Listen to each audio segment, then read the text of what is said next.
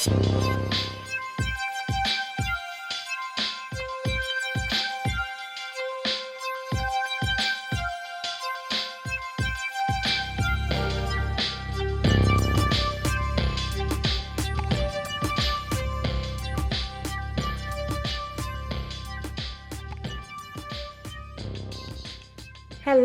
hello, hello, my friends, our friends, because you're also Melanie Erik's friends.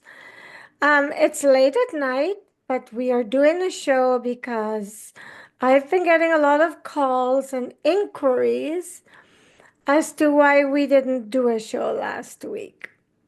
And for those of you who care, and for the bullies, I must let you know there is nothing wrong with any of us, except we have lives. Erik is an international journalist. Mel is also international and is helping people around the world. And as for me, I'm going to keep it a secret, but I'm also very busy. So the reason that we weren't here last weekend, it's because of all of the above mentioned. But we are all fine. None of us are unhappy. None of us have any eating disorders or any sort of substance abuse habits. And none of us are planning to fall in a bathtub and drown. So letting everybody know if anything happens to any of us, it is not natural, especially since we found out we have a 3-letter organization watching us. They've got the binoculars on us. How we became so important, I don't know, but I'm kind of flattered that they have time to be watching a person like me who is just busy dealing with my life and trying to make a difference in the world for the better. And so tonight we're here because, as we always say every week, we cannot share everything with you. One, because some of it will endanger us. Two, we do not have permission from the higher realms of light that we work with and for to share everything. And thirdly, we don't have enough time. So tonight, we didn't have a planned agenda. We are here and we're going to share those things that have happened that we are allowed to share. I must tell you, approximately 3 nights ago, Erik and Mel dismantled some very, very powerful things that were affecting the world. And you are all going to live better lives because of this. And the very next day, you know that Mel channels messages every day from various members of the higher realms for the world. And she was doing this long before I met her. And it just so happened that they were acknowledging the work that was done the night that the three of us dismantled these things that were probably here for centuries that were affecting all of us, but we were oblivious to. And so I believe they were acknowledging our work. And they didn't mention our names, they said, because they wanted to protect us. There has been a shift that occurred within the past human 24 hours. A shift which significantly changes the trajectory of what is to come by making it more easy and less taxing to those who are trying to bring in the new era.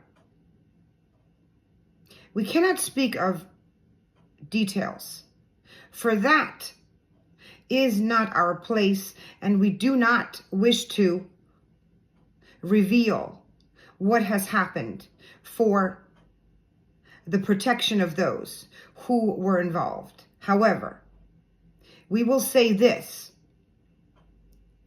there are those in the human realm, those who have abilities beyond the human, those who have connected with their higher selves and their higher beings in an effort to assist humanity. It is because of those who have tirelessly been working on making a difference that this shift has occurred. We wish to give our thanks to those involved and to every single person who has ever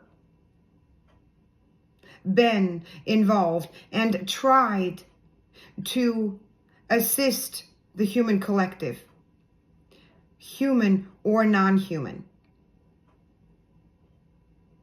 We wish to joyously celebrate this new development by letting you know that moving forward, there will be much difference in the way that your world operates. We are the United Galactic Alliance. Now, tonight we are going to share what we can, and I will let Mel determine what we can and not, because her guides will tell us what we can share and what we can't share. But it's always for me a treat to spend time with these two people on set with me. I say set because I'm used to being in a television studio, but you're with me. I must tell you that last night we all were busy and I felt this huge void in my life, and I realized how much they have become a big part of my life. So when they're not there, it feels vacuous. And that's because the time we spend together is definitely what I would consider constructive. Because at the end of each night that we spend time, we are making changes on the planet for the better. So, Erik, welcome back to JENIFLIX. Hello, Jennylyn. I see that JENIFLIX is doing very well and successful, and we're on our way to surpassing Netflix. Thank you for that, Erik. And Mel, welcome back. Thank you for having me on JENIFLIX, as always. So you guys know that we're joking with the JENIFLIX thing, but you know, everything that we share here is very serious. And especially for me, because my vessel has really taken some punches. And there are times when I get sick of it and I complain to Archangel Michael and Jesus and the whole heavenly realm. I just start screaming at them and saying, hey, what are you guys thinking? It's still a vessel, you know? But at the end of the day, when I find out, when I am assured that it's not in vain, I am glad that I do it. And I will do it as long as they need me to, because I do mean it when I say I want to be the change I want to see in the world. Some people think I'm superstitious, and maybe this is superstition, maybe not. But as a young girl, I heard this and I kept saying it, not realizing I was quoting Gandhi, who just happens to share the same birthday that I do. So there you go. And on this note, we've already got echoes coming in. So we've already got company, but we know for certain we are being watched. So I'm not quite sure who's chiming in. But welcome, guys, and thank you for chiming in. Speak clearly so we can hear what you're saying. On this note, Erik, do you want to start tonight and then we'll go to Mel? I don't know. Actually, let's start with Mel because Mel, you know what we can share, and then Erik can build on it. Well, I think Mel kind of started the guidance of the Right. event that happened, so she's going to Yep. be started better. Yep. All right. Well, I was just thinking of where do we begin? But I just want to begin by explaining or sharing something that happened with you the other day, wherein it was one of those occasions where you had something on your vessel and I was looking for the origin of what was going on, right? I always go into your energy field and I can trace things, right? That's just my thing. And in this particular instance, it was a little strange because I was working on your head, and the next thing I know, I get visions of Egypt. And I was thinking to myself, why is the pyramid and the Sphinx coming up on Jennylyn's head? So, it was one of those things where it didn't make any sense. And I still don't know the connection, to be honest with you, but this is one of those occasions where the divine and the higher realms were asking us or using you for us to go somewhere and do something. So what basically happened is that I found, I was seeing images of Egypt. So I went to the Sphinx and I thought to myself, what is going on? What am I doing at the Sphinx, right? What am I supposed to do here? And so I had assistance. There was someone from the high realms who actually, okay, I have to make sure that we can share this part, that actually took me into the Sphinx, at least into part of it. And all I remember seeing there, and I don't know why I'm allowed to share this here, but maybe those who are watching, maybe they need to know, maybe they want to know, I don't know. But what I was presented with was a mountain of just a treasure, what you would find sort of, in a pirate's treasure, a bunch of gold stuff. And I was standing in front of it and I thought to myself, what am I doing here? Why am I here? And why did this come from Jennylyn?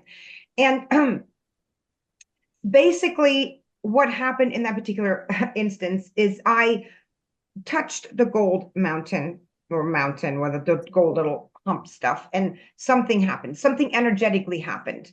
And all I remember was an unknown source. It was male, getting very upset in the ethers about me doing that. I didn't know who it was. And then I ended up touching the walls of the inside of the Sphinx, and something profound happened. The next thing I know, this big boom, this big this big explosion of some sort, and there was things flying past me, and I just stood there and I was sort of trying to anchor myself because the intensity of the energy was so strong. And I thought to myself, what is happening here? What does this have to do with Jennylyn? And other things happened that maybe Erik can speak on. Maybe he wants to, maybe he cannot. I do not know. That happened afterwards because Erik came in and he did some additional stuff. But basically, from my perspective, you, Jennylyn, have accommodated something. Your vessel has accommodated something that they did not would want us to know about or do. Okay, so it literally is when we speak of that you are leading us to different places to do different things. We're not joking. Okay, this is actually happening. And in this case, it made no sense with regard to your specific situation and what was happening with you. Although in the long run, or around several corners, probably we will understand fully what or why. And Erik might want to speak on this. Because something happened that he was able to do that was a result of it, which will eventually help us in doing some stuff. But in that particular moment when I was working on your vessel, it didn't do anything. That's the point I'm trying to make. But it did something for, I think, humanity. And here, the one thing that I will share before I hand it over to Erik in this particular instance to finish that story is that it was the underworld.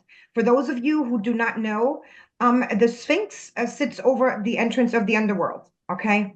A very big entrance. And what happened was something blew up in the underworld. Something happened down there when I touched those walls, and I don't even know what exactly, but Erik will pick it up from there. Maybe you can tell the audience what it is you experienced. I don't know what you saw. Hopefully Yes. he remembers. Yeah, so I do remember that. It was significant. So I went down into the underworld and I just remember seeing chaos. And everyone was like freaking out. And like, you have all these beings down there. There's different types of stuff down there. And everyone was it was like they got nuked. It was like the underworld got nuked. That's what it reminded me of because it was just Wow. a disaster everywhere, and people were just scattering and confused, and so that was a kind of like I wasn't expecting to see that, but then I went down there. I'm like, wow, a lot of energy just happened here, and these people are all confused down here, and no one knew what to do. So that was my experience on that end. Was I got to kind of confirm that, hey, something big just happened down here, and it looks crazy. So, can I share something here tonight that I've never done before? Before the show started, someone stuck something in my back. Mel has been clearing me all night because these things don't want us to tell you the things we're telling you. They've been secret for years and years, and mankind does not know. People talk about bits and pieces, but the things we are dealing with, the three of us, I am pretty sure we're the only ones dealing with.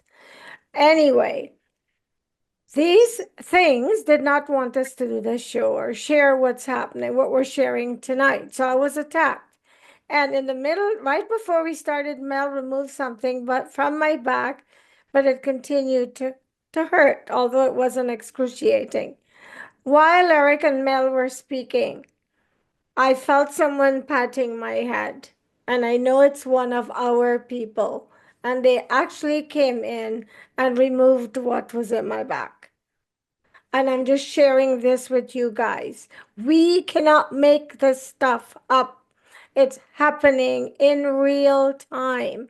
And I know it's not our place to convince any of you, but what makes me very sad is the spiritual part of our existence has deliberately been hidden from us. Because I really believe after going through this, it's the most powerful part of our existence. It is our eternal part. Our physical vessels, they have an end. But our souls, which has to do with the spiritual part of our lives, it does not. And this is why I think this information and all of this knowledge has been suppressed and made to seem like is woo woo and you're nuts. So, anyone wanting to believe I'm a nut, you can go ahead. It is your prerogative to believe what you believe. But I can promise you, the three people here tonight, none of us are nuts. And maybe you should start listening to what we share every week because it might help your life in some way. So just get a rag and some soap and wash off that cognitive dissonance and just have an open mind. Mel, we're going to hand this back over to you so you can take it to the whatever we're going to share next. Thank you, Erik, for not forgetting something so important. Well, for the record, Jennylyn, you are nuts. Oh, yes, I am. I am. I'm not being this kind of a nut, though. Yes, Mel, you know. Sure. So I think I want to speak on kind of what has been happening with your vessel this week, which was really, really, painful to some extent. Okay, I mean, not to some extent, really a lot. And if you, those of your audience who've been following us, they know that you have overcome many different ways of attack, right? You have had things stuck in you, objects, apparatuses, animals, bugs, whatever, anything you can think of. Okay, and now this isn't, obviously these aren't real things, but they are spiritually. So basically what happens is when someone does a spell and they want you to feel as though you're being stung by 1,000 bees, then you're getting the sensation on your body as if you were being stung by 1,000 bees. Okay, that's what I'm talking about. But this stuff is real. Okay, that is Energy. correct. The energy is projected, and the more skilled the practitioner is, meaning the witch or the wizard or the warlock or the magi, the more intense this can be. Okay, now what we've been dealing with this week was a little bit different. We've been dealing with people who are working in a different, organization. And we won't mention that organization here for our own safety. However, this particular organization has a tendency to use electronics, to use the shock methods. Okay, so in other words, they put all sorts of wires, which look like wires inside of Jennylyn's body, with electrodes all over them, and then this is hooked up to a power source, and it's like as if your body constantly keeps getting shocks. Okay, so if you can imagine, can be very painful and very disruptive. My So light is flashing like crazy. your As light, you started to speak about the electronics, can you guys see it? You probably can't no. because it's over here to my right. But yeah, Well, it's flashing. well, we're not mentioning the source, but we're mentioning what it is that was happening to you. So, in any event, we were able to sort of figure out how to remove those things, okay, on a regular basis. So we kept removing them and removing them, and we kept tracing the sources. Okay, they came from different sources. Erik went after the source once, a couple times. I went after a source a different time in a different place, and so we it ended up that we dismantled those people to a certain extent, not all. And so I'm not going to say that this is finished, but to a really really heavy extent to where those attacks actually ceased. Okay, at least until now, at least for a while. So that was that. And it's really really fascinating. Again, this is all energetic. You have to remember when you energetically open Jennylyn's body and you find a bunch of these wires, these energetic wires, and we see this with our third eye, these energetic wires everywhere, and they are just hooked up, and they're wrapped around, flesh and bone, and they're all over her body, like riddled. I mean, that is some dark stuff. Okay, and this comes from people who really shouldn't have any kind of involvement in this. We don't even know why these people or beings are part of this. Okay, we really don't fully understand why, other than what we can assume is a common ground with those other beings, right? So let's just put it that way. Again, we can't really say too much on that for our own safety, and not to reveal more about this, but it was just a new challenge for me and for you, Jennylyn, and for Erik, because Erik removed those things too, and he actually They're hard to take out too. It's not easy because, like Jenny, like Mel said, they're entwined in everything, so they're difficult to take out and get everything. right. So Mel, I Mel, yeah, can I just add something? And yeah. just so you guys know, one of the devices that was implanted into my body was emitting electrical surges, and I was physically experiencing the sensation of being electrocuted.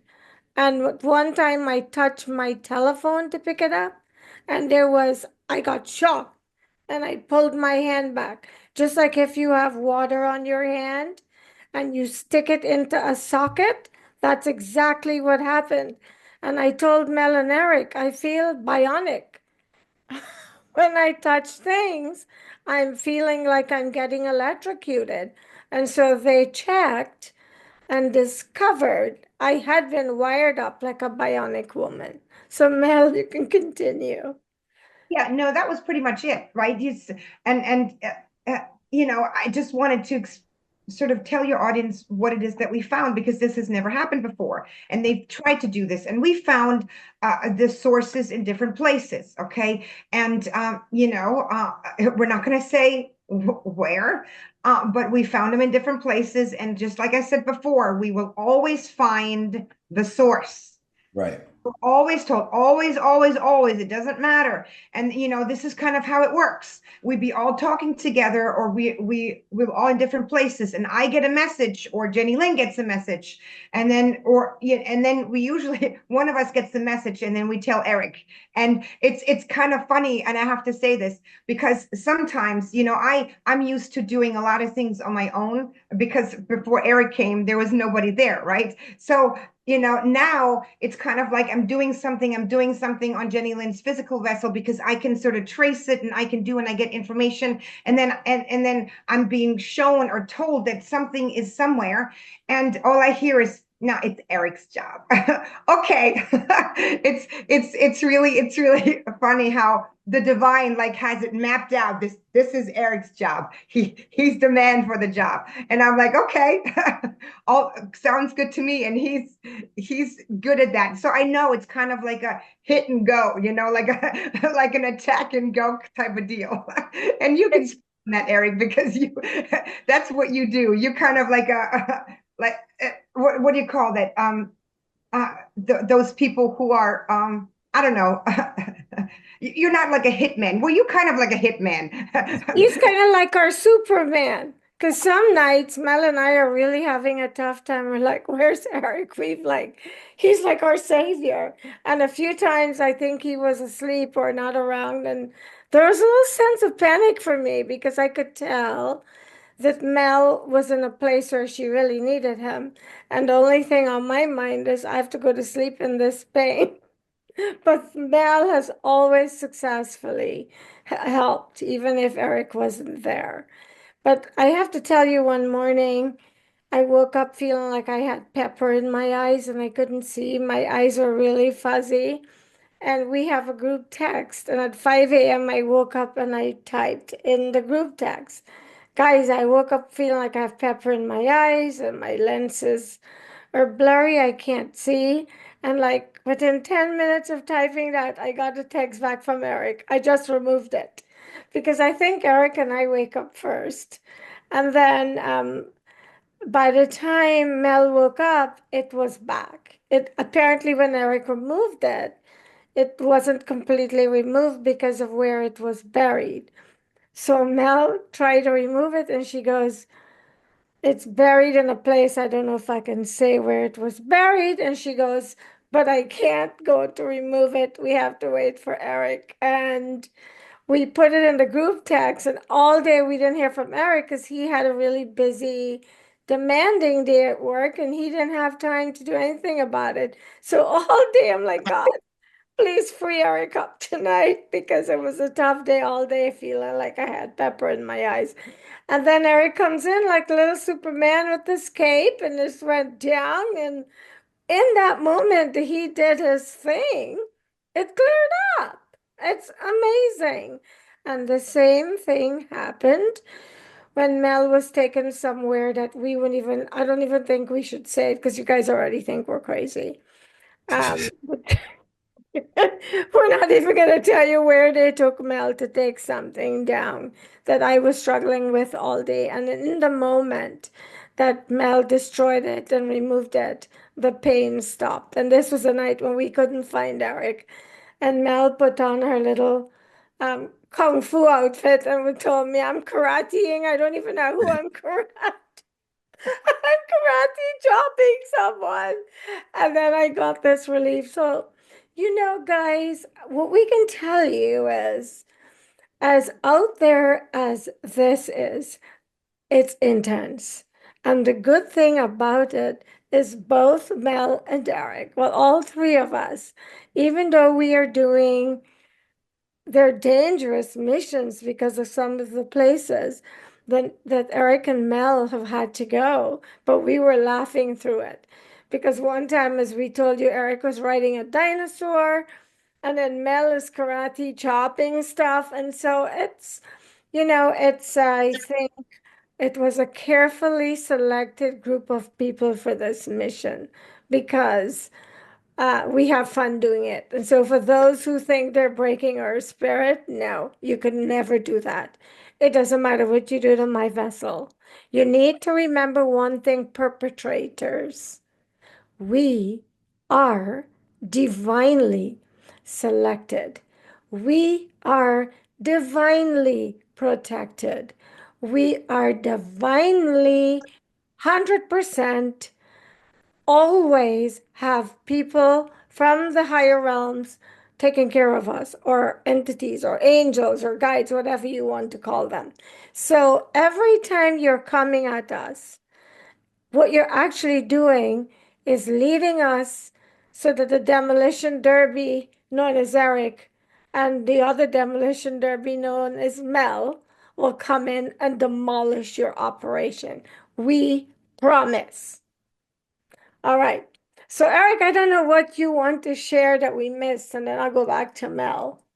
Well, usually what happens, especially on like some of the days where I get really busy at work, and I basically just I put my phone down and I won't look at it again for like 8 hours. So it gets like that sometimes. But when I have those days and I finally get to the point where I'm like, okay, I can look at my phone, I'm like 72 messages behind. And so I'm like reading through, I'm like, okay, where am I supposed to be going right now? Where do you guys need me to go?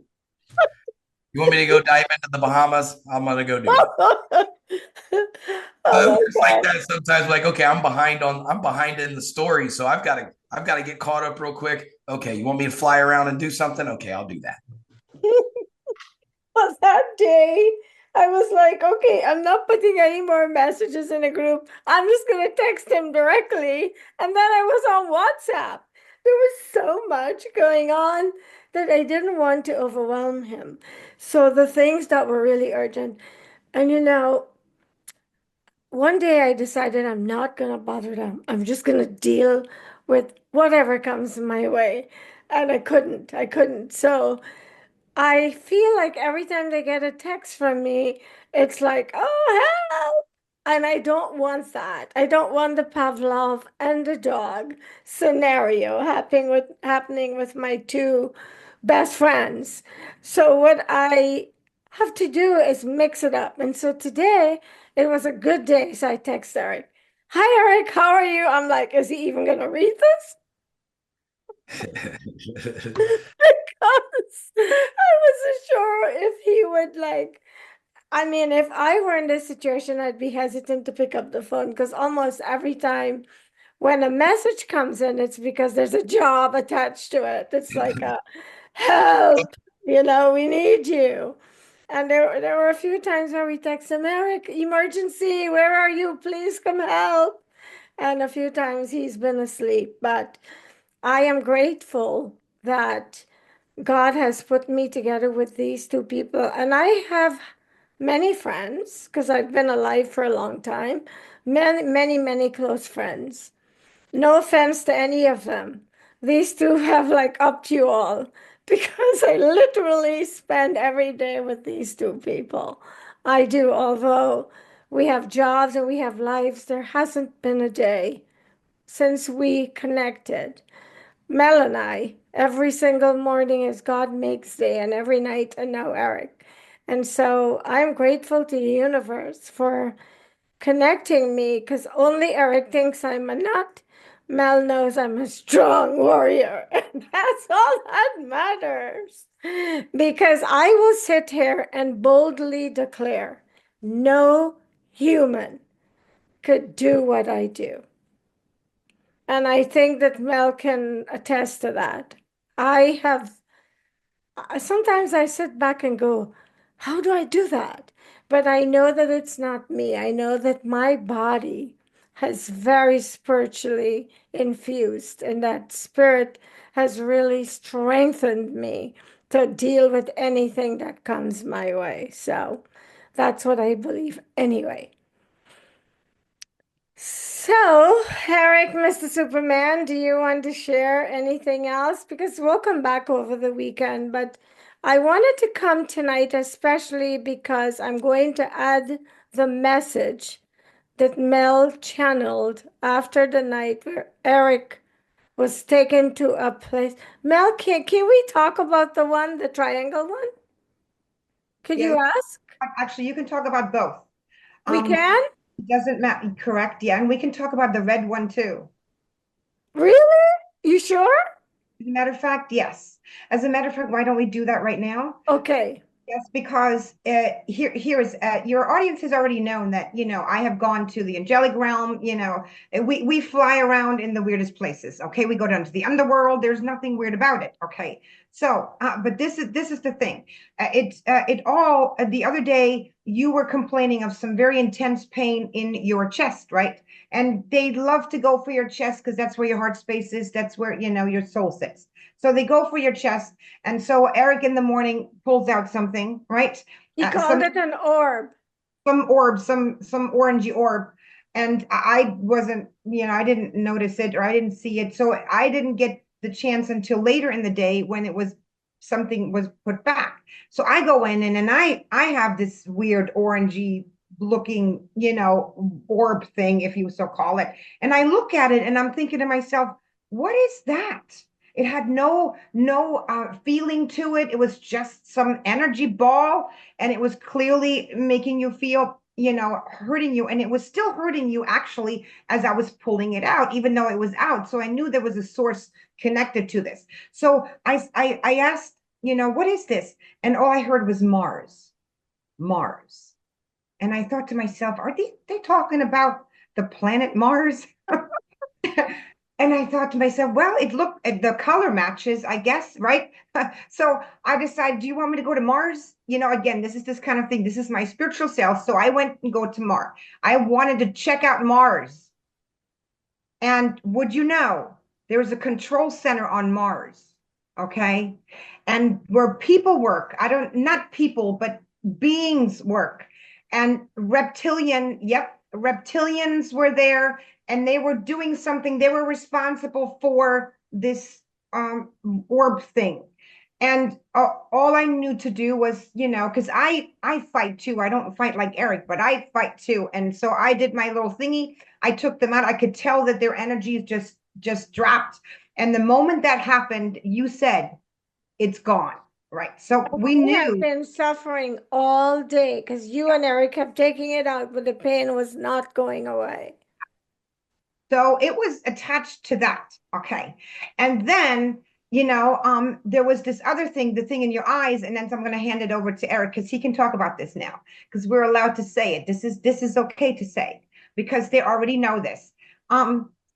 Your eye, peppered eye. I kept pulling it out and then I kept tracing it. And I'm thinking to myself, where's this going? Where's this going? And I'm being drawn to the Caribbean, to the Bermuda Triangle, and I hear off the coast of Bimini. I kid you not. And I'm thinking to myself, where's Bimini? I had to think for a second. Okay. And then, okay. and so I said to myself, well, I guess whatever this is, see, they're putting it in different places, thinking that we can't fix it, we can't find it. It's almost a challenge. They're challenging us. It's almost they want to see how good we are. Okay. So anyway, so I traced that down there, and I couldn't. This was the one that Eric needed to go to, where I heard. They told you. They said no, not you. Wait for Eric. Okay, I'll relax and I'll just have Erik take care of it later in the day, and that's when you can pick up Erik. You So for me to go, I'm going to go back to the orb. Um, when I was pulling this out of Jennylyn, it was like the weight of like a bowling ball. It was heavy, and I pulled this thing out. I'm like, man, and it had so much energy. Like it was a massive amount of energy. Like I don't know how Jennylyn was able to carry this. It was so intense. Like it felt like an explosive. And so I was like, okay, well, I don't know what this is. And so my plan was, well, I'm gonna go give it to Mel and see what she thinks. So I just kind of put it in a little spot and hid it. And then I went along on my day because everybody was busy that day. And then I ended up forgetting about it. And so then when I think Mel got a hold of me and said, hey, we need you to go to Bimini. And I'm going, all right, well, I'm due for a vacation, so let's go. And so as soon as I got into my angelic form, whenever I'm in something intense, I turn into an eagle. So I flew, and I could see it. Like as soon as I got close to the island, I could see it. It was underwater. And so I just kind of dove down in there. I wasn't sure if angels could swim or not, but I figured it out that we can. So I dove down in there, went down, and was kind of like swimming around, just seeing what was going on. Well, then I saw like this other. I heard that. Did you hear that? Yeah. Oh, that was Claire. Okay, keep speaking. Tell us more. Should we go back? They don't want to tell me how they took a big loss under the water by a swimming eagle. So as I'm looking at this, it's a big giant like pyramid underwater. And so then I swam around a little bit more, and I saw this building at the bottom of it, like it kind of attached to it. And I could see it was full of reptilians. And I'm like, holy crap, there's a lot of reptilians in there. Well, then they saw me. And so they started swimming after me. Then I remembered, I'm like, well, I've got this huge, I still have this big, giant, like massive ball of energy with me. So I'm like, okay, well, I saw that like they could shoot energy out of the pyramid and up into the sky. I'm not real sure what they were using it for. Take airplanes and boats down. Yeah, well, Lots of airplanes I'm guessing and that boats I think that's what we missing right there. Yeah. I think that's what we all kind of came to the conclusion that this is probably what was causing what the navigational issues out there. So I decided, well, shoot, if this is how it's going to work, I'm going to go take this big giant ball of energy and I'm just going to throw it in the top of the pyramid. So I swam up there, and I still have all these reptilians trying to catch me, and I just threw it down there, and it blew everything up. It just annihilated everything. Everything was gone. And I was like, oh, well, I wasn't expecting everything to get incinerated, but that's how it worked. So then I came back, and I think that's when Mel was like, hey, go check the moon. I was like, well, I was just swimming. Now I got to go to space. You know, where else am I going to go today? But I was like, okay, let's go check it out. I didn't know what I was really looking, because I was doing my thing while Jennylyn and Mel were on to something else. And so this conversation, there was like two different events going on at the same time. And so I didn't have time to get really caught up into what was going on with Mel and Jennylyn. I just did what I was told. So Mel's like, go up there and check that out. So I flew up there, I checked it out. I found another pyramid. And so I was like, all right, well, let's blow this one up too. So I blew that one up. And then I came back. I'm like, okay, well, I've been blowing up stuff today, and I feel good about it. And I think after that, I didn't know what I did. I just know that there was a lot of energy coming out of both of those pyramids, and they had a specific job to do a certain specific thing that I didn't feel like it was good for people. It wasn't good for humanity. It's something that had to be done. It needed done. And they did a good job of keeping it from us. and it took us a while to find them. So this is probably where I can turn it back over to Mel, because she's got probably more to that part of the story. Yeah, well, I wanted to briefly backtrack as to what you said. The reason why I came up with the moon, because while you were busy blowing up, things in the Bermuda Triangle, I was, assisting Jennylyn again in her chest because she said, oh, there's something back again. So I thought to myself, okay, what is this? Is this another one of those things? Because she said it feels similar than, the orange ball. So I go in there and I pull it out and it was white.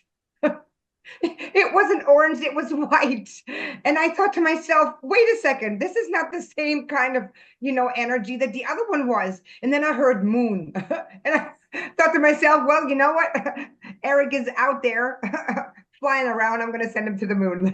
Let him take care of that. And well, here's the thing is, I had the feeling, nobody actually told me that you should do it, but I just knew that this was something that you're meant to do. It was just like a knowing, and sure enough was. I mean, you found another pyramid, so definitely was something that you were meant to do. So no, that's the backstory on that one.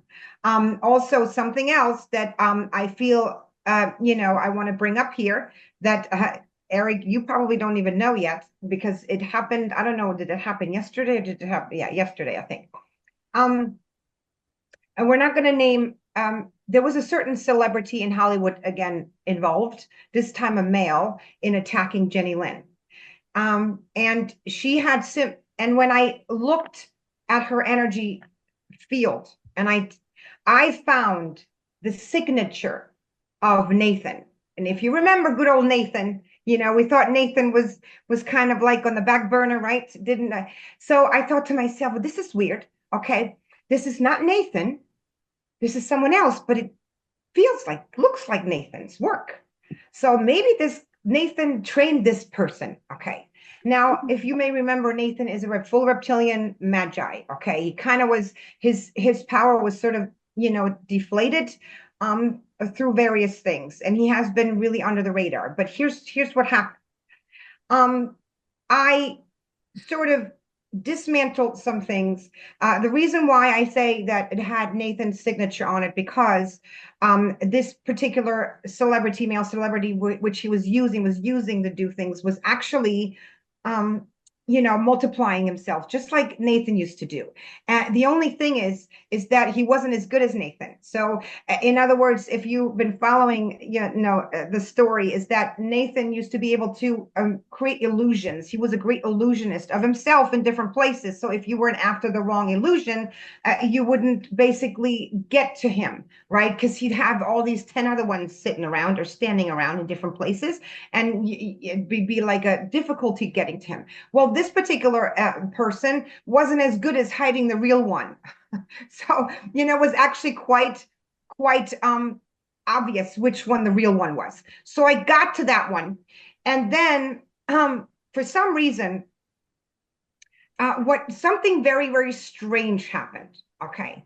I was just thinking about, here's Nathan teaching another person. And the next thing I know, and this is what I'm going to talk about here, and if he's watching or anybody is watching, you might recall that in the past, I have talked about the Council of Magi, okay? And that never with regard to Nathan, but with regard to Dutchman.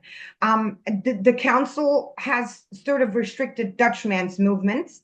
And Dutchman didn't even know this Council of Magi exists. Neither did I, by the way, but then again, I'm not a Magi. So I think you have to read the fine print if you're a Magi to know that there's a council, right? So, but anyhow, this Council of Magi shows up in my consciousness, shows up in my thing. All I see them is going into this celebrity and pulling something out. And he was actually also a Magi. He was being trained. He was training as a Magi, and somehow had the abilities of a Magi. A Magi is someone who is a step up from a witch or a wizard. I don't know the whole thing. Okay, I'm not an expert on this, but they're better at this kind of stuff. Anyhow, or they do different things.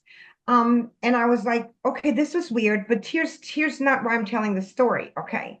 The story gets interesting because after they went and took this which is the power out of this male celebrity, they went after Nathan.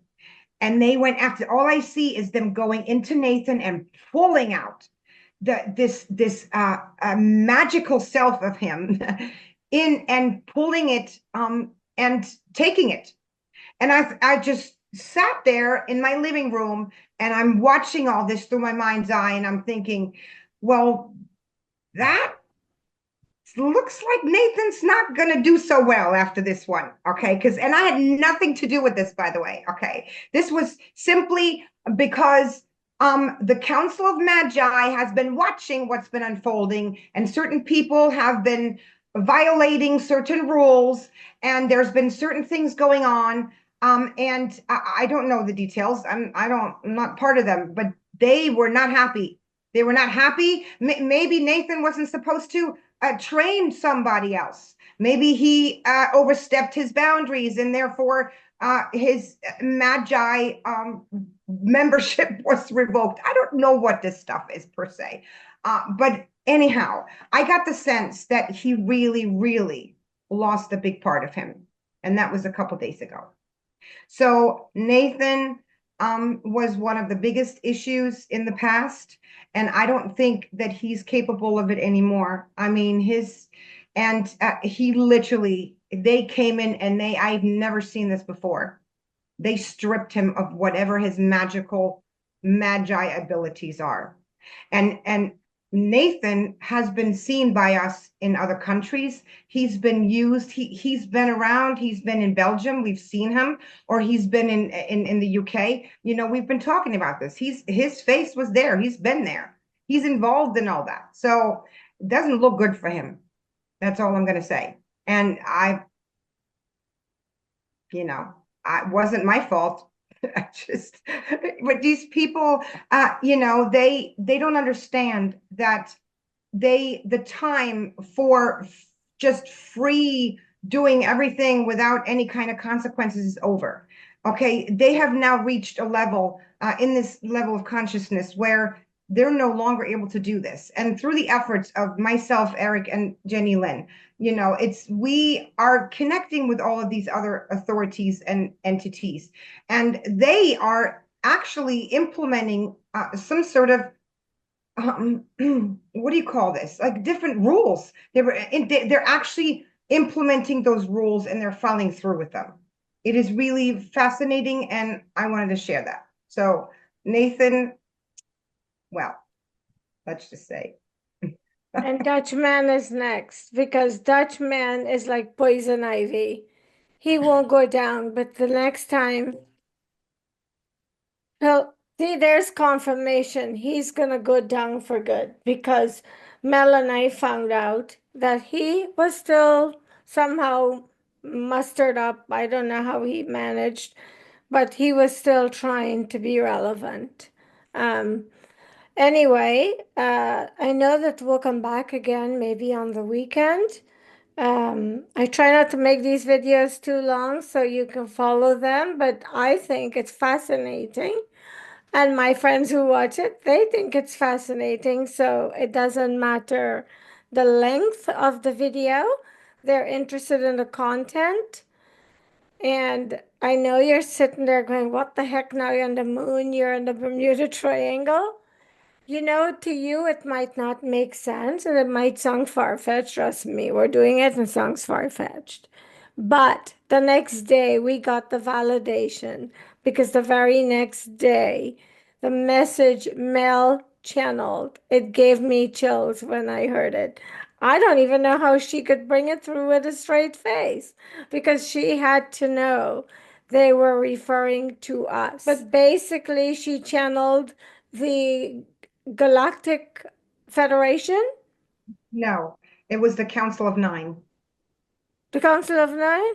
You mean the one on YouTube? Gotcha. No, the United Galactic Alliance. Yes. Yeah, the United Galactic Alliance, and they were really talking about how an amazing job had been done the night before, that it was going to make huge changes on the planet, and that they pretty much are very proud of the people who are doing it. but they wouldn't name them to protect us. But here we are blabbing anyway. But I know I sent a message to Erik and I got very emotional. I actually started to cry because I was feeling like, when the heck is this going to stop?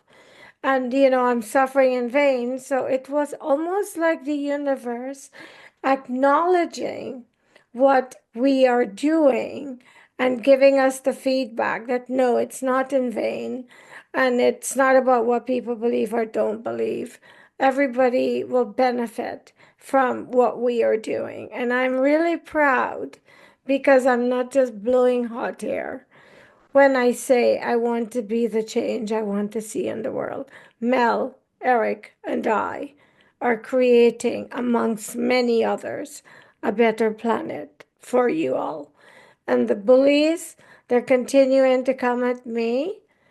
They're coming now with their old tricks because they know, they know, they know. And that's all I'm going to say. And I don't know if you and Erik have anything you want to share before we wrap. And then we'll just call this a wrap until we do the next segment. Erik, anything you want to leave them with? Just in a world of uncertainty, just be kind to one another. Hold a door for somebody. Say please and thank you. Just be kind. That's my message for the week. Just be kind to one another. And Mel? Have an open mind. There's so much out there you don't know exists. And, you don't have to believe it, but have an open mind because some things will be revealed in due time. And one more thing from me that just occurred to me while both Erik and Mel were speaking. Stop with the left and the stupid right. Guys, we are all one. Stop hating each other for people. They are just people. I don't mean any offense when I say this, but left and right puppets being governed by a puppeteer that's not looking out for you while you're killing each other. It doesn't matter somebody's skin color, religion, color, creed, left or right, it's nonsense. Unite, people. We need to unite for each other and stop with the division. It's part of the big agenda. Wake up. Get rid of cognitive dissonance. I am suffering for this world. So stop adding to it by believing in the left and the right. It's just nonsense. And I don't care who hates me for this. I have no apologies because I know what you don't know if you can't understand what I'm saying. And we will be back. See you guys at the next segment. And thank you for following us.